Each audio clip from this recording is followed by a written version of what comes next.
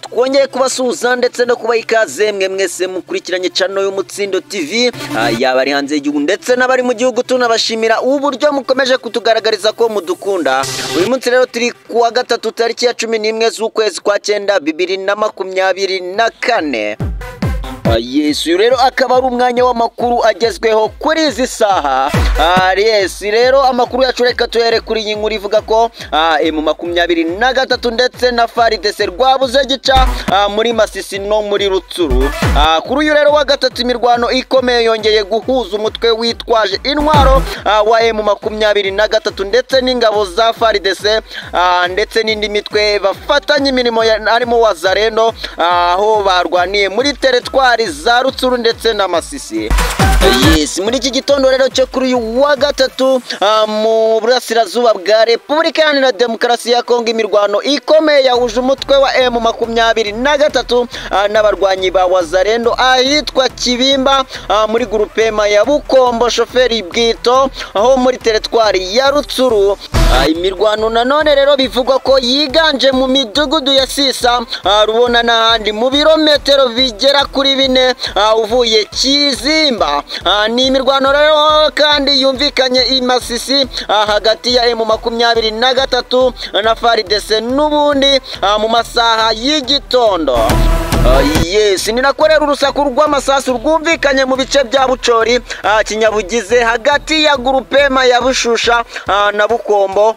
Guhera rero saa 11 z'igitondo muri santere ya Bushusha havuzwe imirwano itagize byinshi yangiza.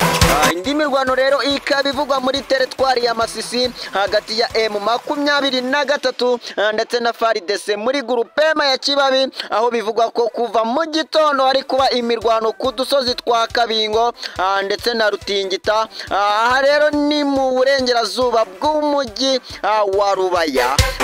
Amakuru rero yacu reka tuyakomereze kuri iyi nkuru ivuga ko Nyamirambo umusore yararanye inda y'abatandukanye agahita apfa.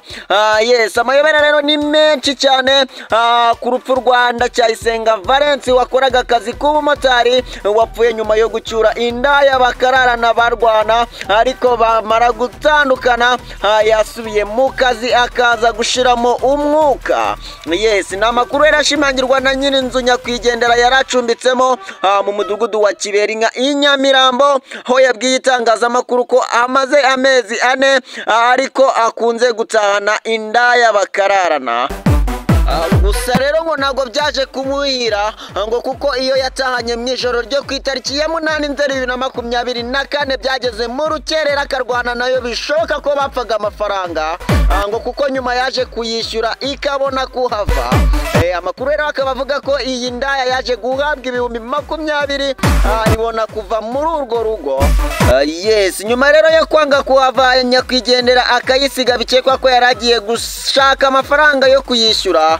Nyirinzu rero wa nyakwigendera yaracumbikiye yagize ati mu masaha ya saa 10 z'urukerera numvise induru, numva urugi barukubita. Uko ni nako basakuzaga bishoboka ko banaharwaniye, ariko ntibyamaze umwanya munini ngo kuko umumotari yahise yatsa moto akagenda. Ati nabyutse nyuma rero yagiye, ati ndetse niyo ndaya yamaze guteza akavuyo hano ariko aza kuyishyura nayo iragenda. Ati nyuma rero yo kugenda kwa nyakwigendera ngo yaje kugaruka mu rugo agerageza kujya kwa muganga ariko apfira mu nzira.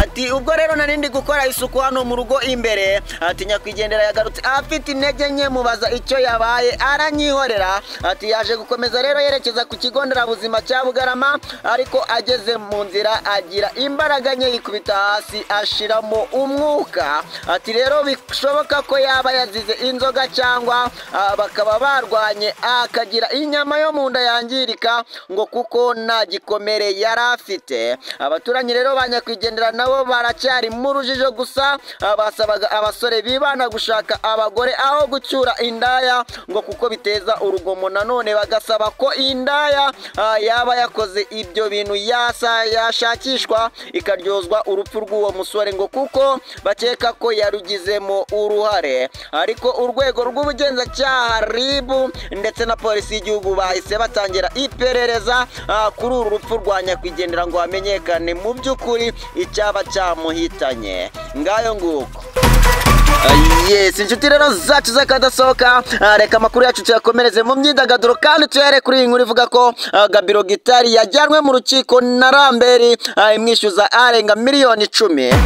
Umuhanzi rero Gabiro Gilbert wamenyekanye nka Gabiro Gitari yajyanwe mu rukiko na sosiyete ya Everuve Music Group Limited imwishyuza miliyoni 10 ndetse n'ibihumbi 850 ngo kubera ko hari imari shingiro share capital atishyuye ndetse na serivisi yahawe atishyuye ndetse n'inyungu z'indishyi zinyuranye.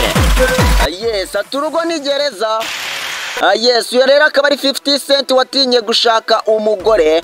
Umuraperi rero 50 Cent yagarutse ku mpamvu atigeze ashaka umugore, avuga ko urugo ari nka gereza ndetse ko mu makosa yaba yarakoze mu buzima bwe harimo iryo kurushinga.